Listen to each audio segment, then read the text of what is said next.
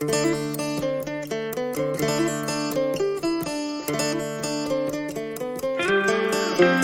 to the Hay Kings podcast, brought to you by Vermeer, your expert in hay and forage equipment. I want to say a special thank you to Vermeer for sponsoring the podcast. Without their help, none of this would be possible.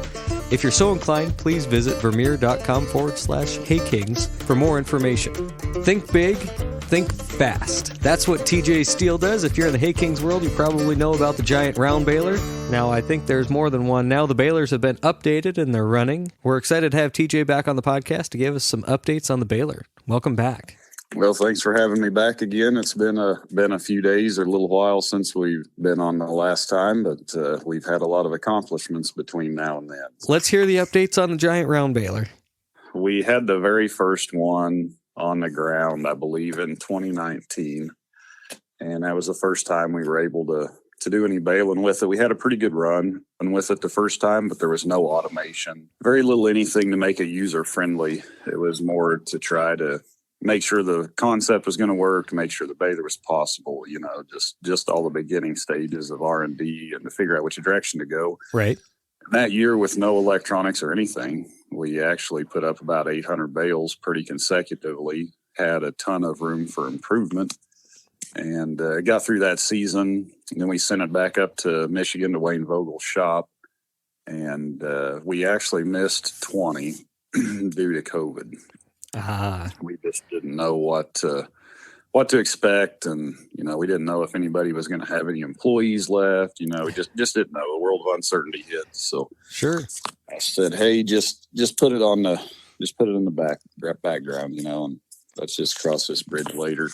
And at that time, it's kind of interesting because financing large high dollar custom machines isn't like going to John Deere Credit or anybody else. And that was going to be a kind of a big snag.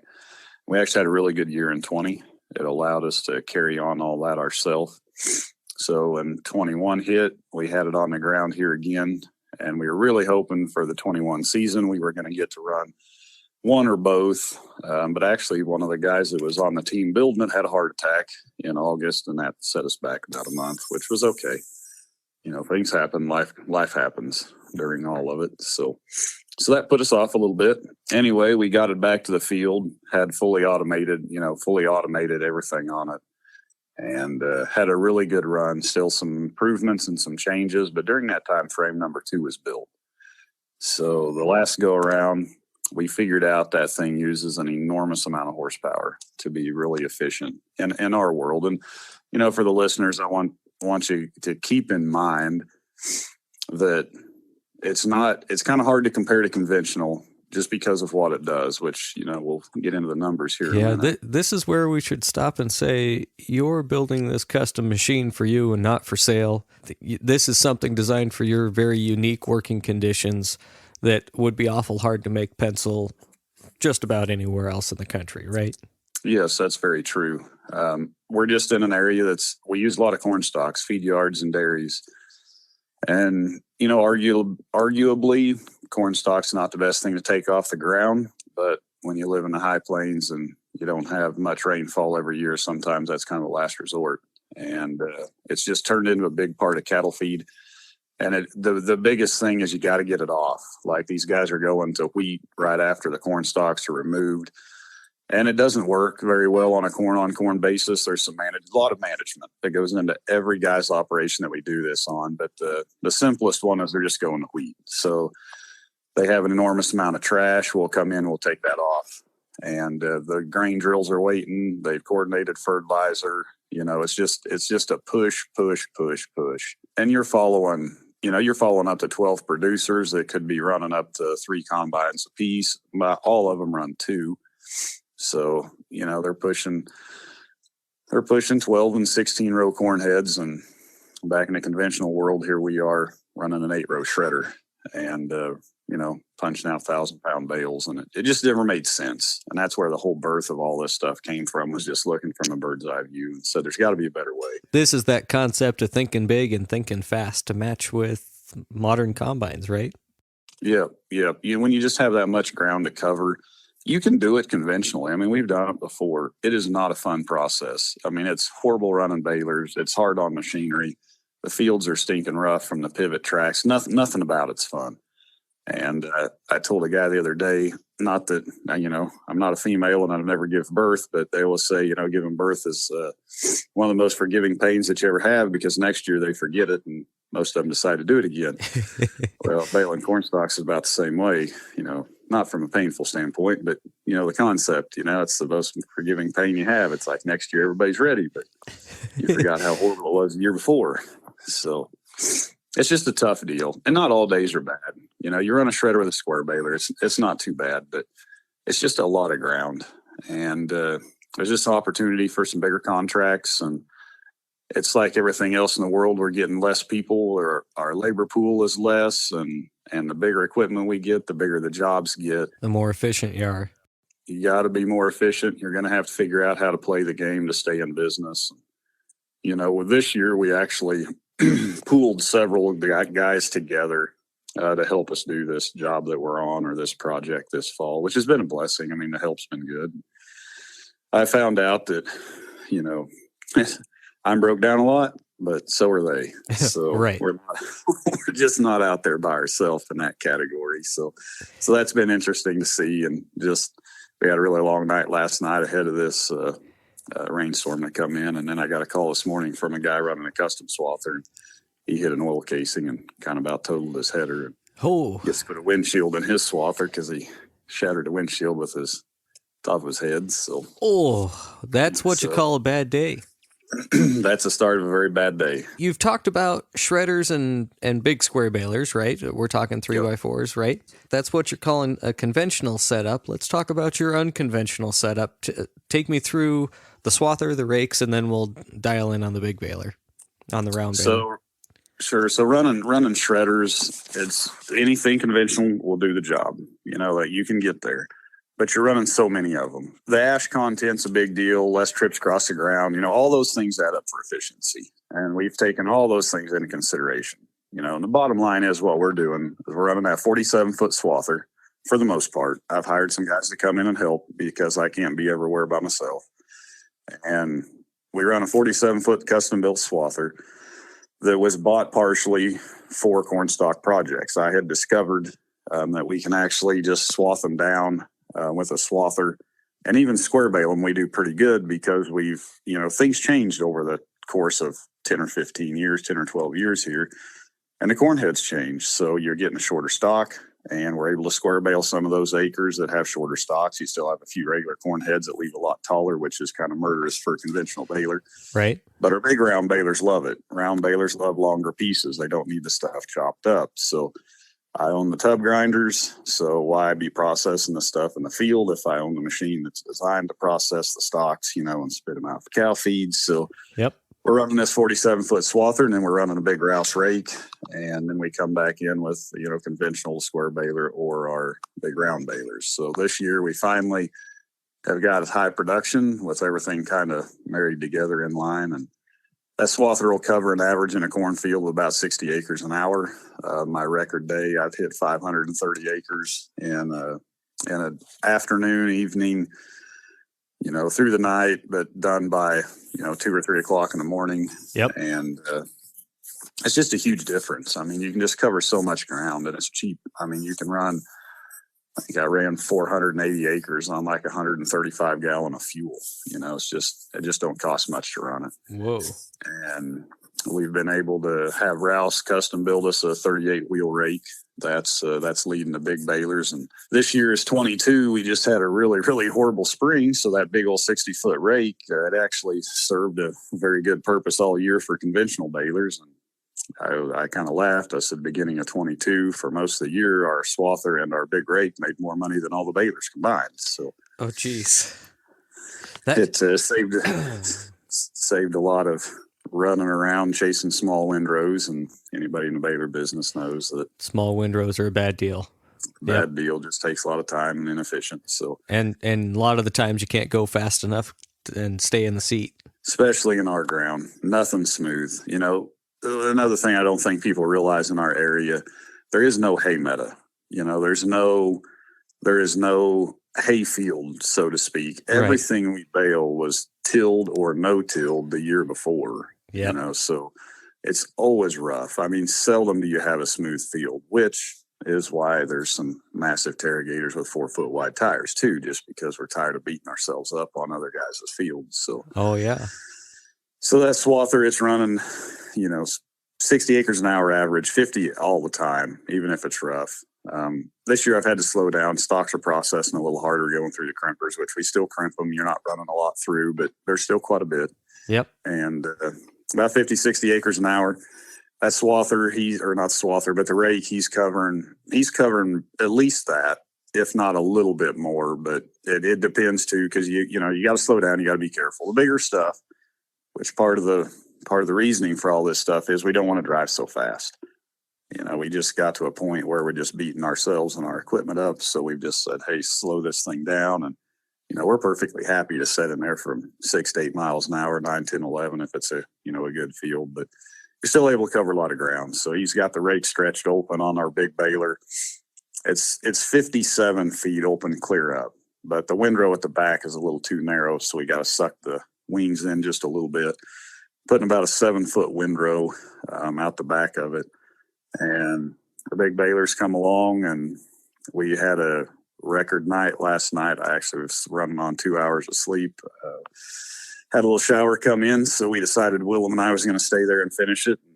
It was Willem's birthday, and he's waited about 5 years to have a day like that. And so he got to bring in his birthday with an all-nighter running a big baler. So let's take a break there, and we'll get a word from our sponsor. With the 605N, I feel I can go to the field and we just bail. We're not stopping. We're not adjusting. It's ready to go, and it goes. I spend more time bailing with less issues that I've had with other balers in the past. I'm Ken Moses, and I get more hay put up right with the 605N Premier baler. Hear the full story at makinghay.com/haykings. Now, you're running 2 of those round balers, right? Yeah, we got 2 of them. Like I said, this year's the first year for the second one. Second one went a lot better. We just learned a lot on the first one. I mean, oh my gosh. Oh yeah. The learning curve was steep, but it was achievable. It was definitely attainable. They're making beautiful bales. I mean, slick-sided, tight. Of course, the windrow has everything to do with it. Anybody who runs around baler knows that. Yep, it's all in the raking. It's all in the raking, and we're really kind of to a point, even in really good corn stalks, we could probably still put 30% more in those windrows because we're still running 8 miles an hour, pulling 57 feet. Whoa. So, I mean, you can get to 9.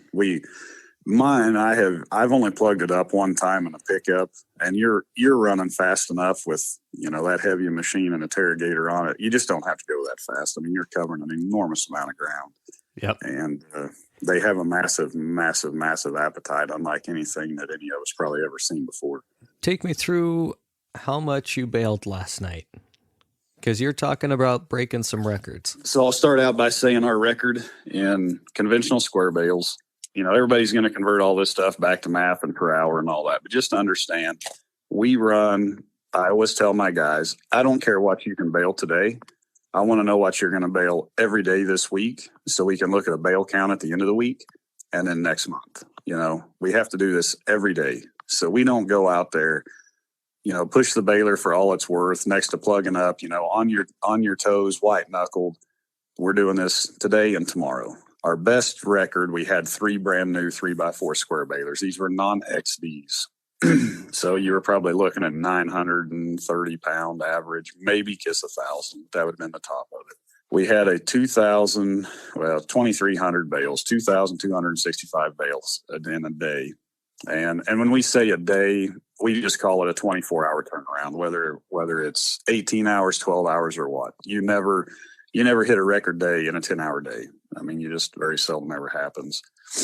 And we had all these fields close. We didn't have much move time. We were running on shredded stocks. Everything was working well. The balers were all probably under 10,000 bales at that point. So that's been our record day. Our record day on throughput production on a single baler, non-XD, was 825. And again, that's about 1,000-pound bale, 930, somewhere in there. I'm doing all the math for you as we're going here, and I just want to pause 825 times 1,000 divided by 2,000, just what everybody listens to a podcast for is math, but that's 412 tons for those of you who deal and think in tons. And then that 3-baler total was 377 tons per baler in a single day for a total of 1,132 tons. Yep. I'm going to jump over to the big baler, and we're going to give you a snapshot of a window. Yesterday, we pulled in on a half-mile sprinkler. For those that don't live in the irrigation world, that's a half of a section. The section, being 640, you put a sprinkler in the middle of it, go around a circle, cut it in half, and that's half of it, 240, 250 acres, depends on how sprinklers are set up. It's a long ways around there from one end to the other. We pulled in with 2 full rolls of net wrap. We took off around that circle, and you could run down and back and run out a roll of net wrap, actually down and back twice. We dumped exactly 40 bales, which is what we're getting out of a roll of wrap. We dumped 40 bales apiece times 2 balers in an hour and 15 minutes. In an hour and 15 minutes. Now, what do those bales weigh? First ones we did on the very first field, we had them turned down as far as height. Our density's been the same. But they weighed 4,600 pounds. We since added 9 inches in height as we got the balers stepped up online and covered all the little things, and we got them running right. We're making 108 to 109 inch bales right now. So if you just use that 4,700 pounds for an average, you can do your math there. Okay, so I'm just going to do 1 baler output, 4,600 pounds. That was 92 tons in an hour and 15 minutes. And on 1 baler. 1 baler. And 184 tons in an hour and 15 minutes on 2 balers. Yep. And that snapshot is probably, it's not, I'm going to say like the best, but just understand that was, net wrap to net wrap. There's no getting out time. We never got out of the seat. We have some glitches in the net wrap. Sometimes you got to finish out the cycle manually. It takes you another 15 seconds or something on a bale. We're averaging a minute 35 to a minute 40 a bale is what we're averaging. That's pretty fast. I mean, even if you're thinking about a regular round baler, you're only talking, 50 seconds is smoking fast on a 1,000-pound round bale. Yep. There's guys talk about 40 seconds, 45 seconds, and I'm not saying it's not attainable. Right. But things have to be perfect. Yep. And also take into consideration, we're in the hardest crop just about available to bale. Corn stalks is brutal. Yeah. Yeah. No, nobody's going to argue that. And you look through Hay Kings, and you see powered wind guards and questions about feeding, and my baler won't start a bale and all that stuff. Believe me, all that was taken into consideration, when these machines were built, and they love them. They're built for it. It shows. It is just amazing to watch them go through a 57 or 55 foot windrow, running 8 miles an hour, hydraulic drive, no chain slinging or nothing. And they're just quiet. All you can hear is the belts and a hydraulic whine. And, there's no pushing stuff. There's not, you're not plugged up. You're not white knuckling the steering wheel. You're just, you're listening to Pandora and just scooting along, It's just not and we never have to fix an otter. Oh my gosh. Never climb the damn ladder. It's just, for us, it's such a relief and such a huge change. I'm having flashbacks to literally all summer on my number 4 otter. Up and down, crawling underneath, restringing. Yep. And in a cornfield, I don't care how new it is, man. We've got 2 brand new HD New Hollands, and they don't stay set, and it's not that they just wiggle out of settings, but stuff just changes. And when you're talking in thousandths of an inch, and everything's got to be precise, and you're out there in dirt and debris and corn stalks, it's just not a fun deal.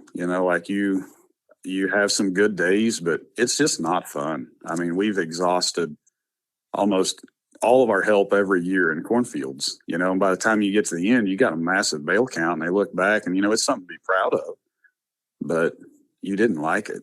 And we just had to figure out, like, there's just got to be a better way. Me and Willem always say, like, why does everything have to be a battle, whether it's people or equipment? Right. And if it ain't one, it's going to be the other. And to be honest, neither one's getting any better. You know, I mean, our help is getting harder to find, and we're trying to be way more selective and hire those guys that, you know, are willing to run with me all night and watch the sun come up and have a massive day and set some records, you know, and then that's hard and to then find. do it again the next day. And then do it again the next day. Back to the records, that snapshot of that 80 bales between the two balers, that's probably as good of a window as you're going to get, but you can do it all day, every day. I mean, it's the same from, I mean, you can run net wrap roll to net wrap roll and be within 2 minutes every time, you know, maybe 5. I mean, under 10, hands down. Right. And we're filling up together, like within, my baler feeds a little bit better, the one I was running, which is the newer one. They're set up exactly the same, but I'm going to have to go in and do some software looking around and some pressure checks to see, because he stalls out. If he's in a real good wind row, he'll stall the pickup out when he gets up there around that 8 miles an hour, and he backs down one gear and it's fine. But mine, the one I'm running, it just, I mean, you just can't hardly stop it. It's just, you know. Now, are you running the number 1 or the number 2 baler? I was running the number 2 baler. We had way more trouble with the number 1 baler, which was really interesting because that baler's baled over 2,000 bales over the course of its R&D, which is funny because, you know, you take that times 4 or 4.5 or 5 bales, you know, that thing has baled almost 8,000 bales just playing. Some operations that's quite a life on a baler already, you know, and we're just, right. we ain't even to the good stuff yet. So, but the number 2 baler, we had so much more knowledge. I mean, just unbelievable. Round baling is simple. That's why we did the concept. But there are so many little things to make them work good. And probably all of us still take for granted, even on a conventional round baler, how complex some of them systems are. And everybody's probably thinking, well, there's not really any system on there. Well, I'll tell you one thing right off the bat. The drive system, getting rollers the right size that are driving with that wide of a belt, this was a huge lesson we can get into later. But, you know, like, you're busting drives. You know, like, you talk about thousandths of an inch on a roller in our diameter, you're talking 3 RPM difference. And one's driving the other, but yet the 9 foot of belt is holding them things together. So it doesn't slip. You know, something's got to give.